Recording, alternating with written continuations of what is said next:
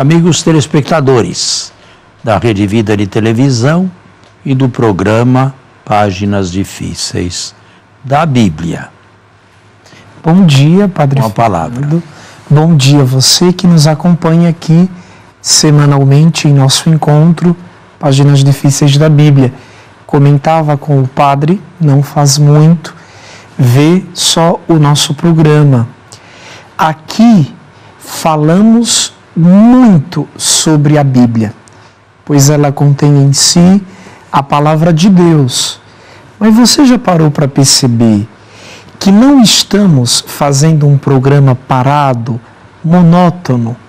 Nem sempre lemos uma frase atrás da outra, um texto atrás do outro.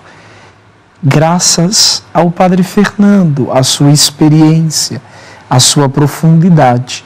Divulgue, ajude-nos a evangelizar mais aí para a tua família, para os teus amigos. E para quem não pode assistir no horário, para quem não pode nos acompanhar no horário do nosso programa, que geralmente vai ao ar nos domingos, entre as 7h30 e as 8 horas da manhã, você pode estar entrando no YouTube, tanto o próprio YouTube da Rede Vida, na página da Rede Vida, bem como no YouTube do Padre Saraiva, um colega sacerdote do Nordeste, Padre. Pois é, Padre Saraiva, aqui de público, muito obrigado. Não o conheço pessoalmente. Mesmo? É um sacerdote já bem mais velho do que eu, mas realiza um trabalho imenso em favor da evangelização e da Rede Vida também, não é? Colocando no YouTube todos os dias os meus programas.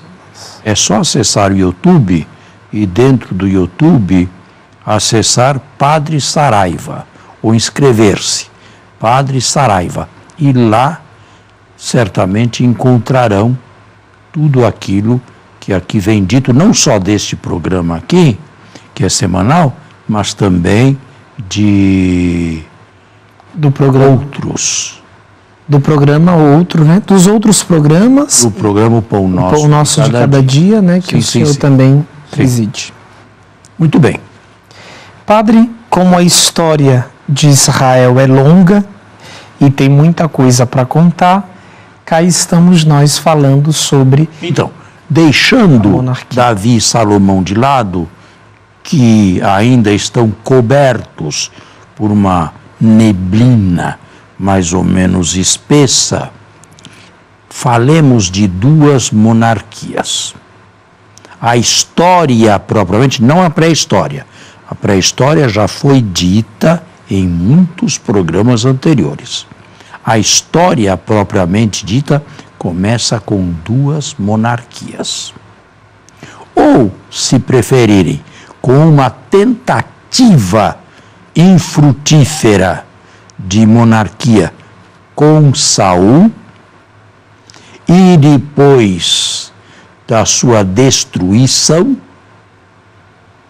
com as duas monarquias, a monarquia do norte e a monarquia do sul. Agora, atenção, é pena não termos aqui um mapa com o Estado de Israel, não só atual, mas da antiguidade também, para mostrar a vocês o que é o norte e o que é o sul.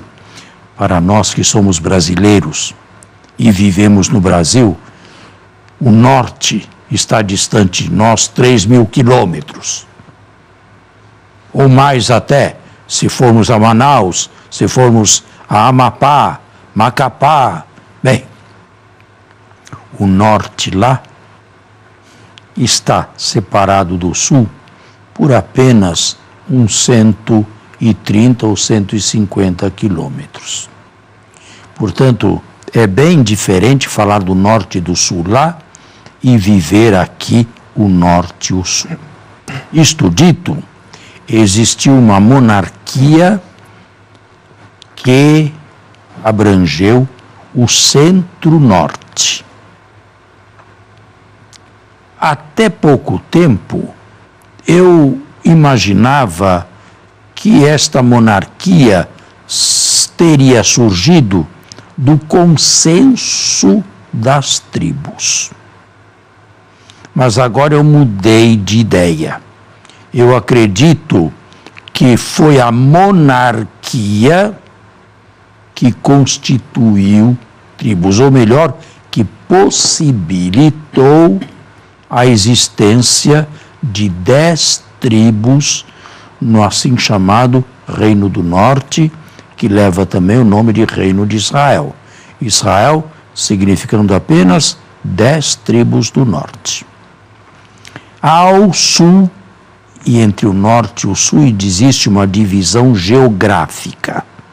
Ao sul, nas montanhas de Judá, formou-se uma segunda monarquia, Davi, que uma monarquia sulista, com 2 tribos, né? Que subsistiu com 2 tribos, a tribo de Judá e a tribo de Benjamim. Bom, aqui já começamos a pisar num terreno, digamos, mais sólido, do ponto de vista histórico. Padre, então, só para alinharmos com o telespectador e mantermos o fio do raciocínio, a seu ver, essa organização dos 2 reinos, das 2 monarquias, uma em 10 tribos e outra em 2 tribos, norte e sul, é consequência de um processo de esfacelamento da própria monarquia de Saul? O senhor acha que foi a queda da monarquia unida? Eu diria que Saul foi uma primeira tentativa, mas uma tentativa que fracassou graças aos filisteus. Sim. Ou por causa dos filisteus. E acredito que esses filisteus fossem a ponta da lança dos egípcios. Do Egito, que não gostaria de ter uma monarquia ou de perceber uma monarquia florescente às suas fronteiras, ou na sua fronteira. Agora, a nossa pergunta muito simples é: o poder que tinha a monarquia unida, como tradicionalmente se chama na história, na época de Saul e Davi, era o mesmo poder que tinha os 2 reinos, o do norte e o do sul? Nós não podemos responder com todo o caráter científico, com toda a certeza, essa pergunta. Porque nós já falamos aqui que esse período histórico certamente existiu, mas está encoberto por neblinas. Eu começo a trabalhar a história com 2 monarquias distintas. Aqui nós podemos pôr o pé no chão. Anteriormente a isto, tem o que a Bíblia diz, mas tudo está coberto para nós em muitas névoas. Não sabemos como distinguir uma coisa de outra. Agora, é interessante que Israel foi o nome só das 10 tribos do norte. O norte. Só. O sul era a tribo de Judá. Quando Israel desapareceu, ou foi varrido em 722, o nome Israel foi herdado pelo sul, mas não mais um nome geográfico, e sim um nome religioso. Os judeus começaram a se autodesignar religiosamente israelitas. É interessante essa leitura, né? Sumiu a história e apareceu a religião. Padre, do ponto de vista histórico, qual dos 2 reinos era o mais próspero? O norte e o sul? Não. Sem sombra de dúvidas, o norte. Lá, porque lá se desenvolveu muito mais do que o sul. O sul era um reino pobre e viveu às sombras do reino do norte durante largo espaço da sua história. O norte podia copiar o que havia nas proximidades, a suntuosidade, por exemplo, do reino de Damasco, dos arameus de Damasco. E nós temos, comprovadamente pela arqueologia, restos de grandes monumentos, de grandes casas, de um palácio suntuoso em Samaria. A arqueologia moderna, contemporânea, nos dá esta visão científica. E Samaria se tornou a capital do Reino do Norte. Com o tempo foi Samaria a habitação dos reis do norte. Agora, a Bíblia os mistura, ora fala do norte, ora fala do sul. Nós podemos, a título de maior claridade, distinguir o norte do sul, mas primeiro vamos fazer um intervalo. Intervalo.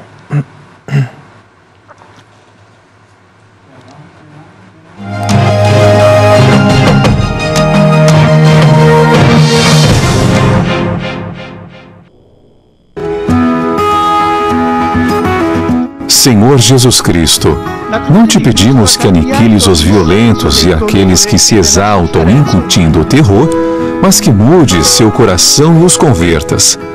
Ajuda-nos a dizer contigo: Pai, perdoa-lhes, porque não sabem o que fazem. Rompe esta cultura de morte, a cadeia de violência e de vingança que mantém o mundo com medo e tensão. Tu criaste a terra na harmonia e na paz.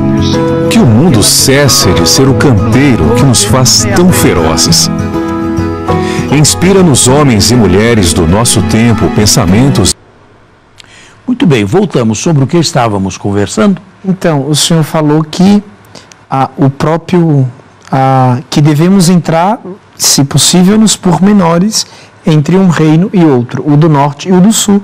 Quando eu lhe falei... Agora, você me fez uma pergunta no intervalo aqui, quer repeti-la? Na verdade, eu comentei com o padre, né, que quando eu visito estes textos aqui, sobretudo em Crônicas e Reis, a gente não vê muitos detalhes, a gente vê o historiador ou os autores sagrados falando do nascimento de um feito ou de outro do rei e da morte do rei, e sobretudo dizendo se aquele rei agradou ao Senhor ou se ele não agradou ao Senhor. Aí está, mais uma vez, a prova de que aos deuteronomistas, os escritores, séculos mais tarde, não interessava a história enquanto tal. Interessava apenas o ponto de vista religioso. Agradou ou desagradou a Deus? Todos os monarcas do Reino do Norte, a começar de Jeroboão, foram literalmente condenados. Todos. Isso a gente percebe. Todo mundo que é do norte parece que não presta popularmente. Claro, foi escrito o texto pelos sulistas, mas você tem que ter em mente que naquela época, bem, havia uma total liberdade, desordem religiosa. Nunca esse período pode ser chamado a Idade de Ouro de Israel. Nunca. Nunca. Escute. Desordem, tirania, sangue derramado, idolatria, baalização. Isso é a Idade de Ouro de Israel? E a seu ver, quando que é? O judaísmo. Então, no retorno do exílio? Só. Todo mundo voltando depois de 70 anos. Nunca mais voltou. Digo, daqueles que voltaram, dos exilados? Dos judeus, sim. Essa é a Idade de Ouro. Essa é a idade em que tem um sacerdócio. Quando se recomeçam do pó e das cinzas? Quando se recomeça tudo com o segundo templo. É o judaísmo do segundo templo. Esta é a Idade de Ouro do judaísmo. Porque aí nós temos tudo. E a própria Escritura foi dessa época. Não foi de época anterior. Todos os reis do Reino do Norte, a começar de Jeroboão, passando por Jeroboão II e terminando com Facé, todos foram condenados. E o Reino do Norte, que conheceu um esplendor, digamos, monetário, financeiro, durante a sua existência, terminou com desordens, terminou com assassinatos, terminou com generalecos pretendentes ao trono, até que a Assíria, que já estava abocanhando algumas partes deste norte, se voltou contra Samaria em 722, com Salmanasar V e Sargão II. Padre, agora, ainda nessa perspectiva histórica, quando a gente visitou o filho de Davi, Salomão, lá no texto se fala que ele construiu um suntuoso templo. Mas isso também? Tudo bem, mas quando a gente visita alguns dados arqueológicos, provavelmente diz que o Reino do Norte, o senhor já nos falou, tinha construções magníficas, sobretudo na época de Onri, que tornou Samaria a capital do Reino do Norte. Será que, pelo fato do povo do Reino do Norte ter ido pedir asilo no Reino do Sul, eles fizeram essa realocação de imagem? Ou seja, esse templo suntuoso de Salomão provavelmente nunca se deu e eles copiaram do norte? Em primeiro lugar, tome cuidado quando falar em templo Salomão suntuoso. Nós temos um aqui em São Paulo. É verdade. Esse é o templo suntuoso de Salomão. Salomão nunca teve uma coisa igual, nem cabia na Jerusalém dos templos de Salomão. Nem de longe. É que a literatura religiosa traz muitos detalhes, né? Agora, o Reino do Norte tinha templos rivais. O templo de Dan, no extremo norte, e o templo de Betel, onde profetizou Amós, no extremo sul. Por quê? Ambos no território do norte. Do norte. Para impedir ou dificultar os peregrinos de irem a Jerusalém. Então eles tinham dois santuários, digamos, rivais, onde podiam ir. E lá estava a estátua de Yahvé, Deus, configurada na imagem de um touro. De si, isto não é ainda idolatria, de si. É comum encontrarmos imagens ou figuras de Deus Pai, um velho barbudo, barba branca, cabelos brancos ou meio calvo, isto é Deus. Não tem nada, mas ninguém diz que é uma espécie de antropomorfização. Ninguém diz que isso aqui de si seja uma idolatria. Porém, foi um caminho para a idolatria. E os profetas, sobretudo Amós e Oséias, combateram a idolatria, a baalização do Reino do Norte, trazida pela mulher de Acabe, a famosa Jezabel, que trouxe do Líbano, da Síria, da Fenícia, Tiro e Fenícia, os famosos sacerdotes de Baal e sacerdotisas também, com a prostituição sagrada. Claro, falar uma coisa dessas é buscar as raízes de ouro da história de Israel. É evidente que não.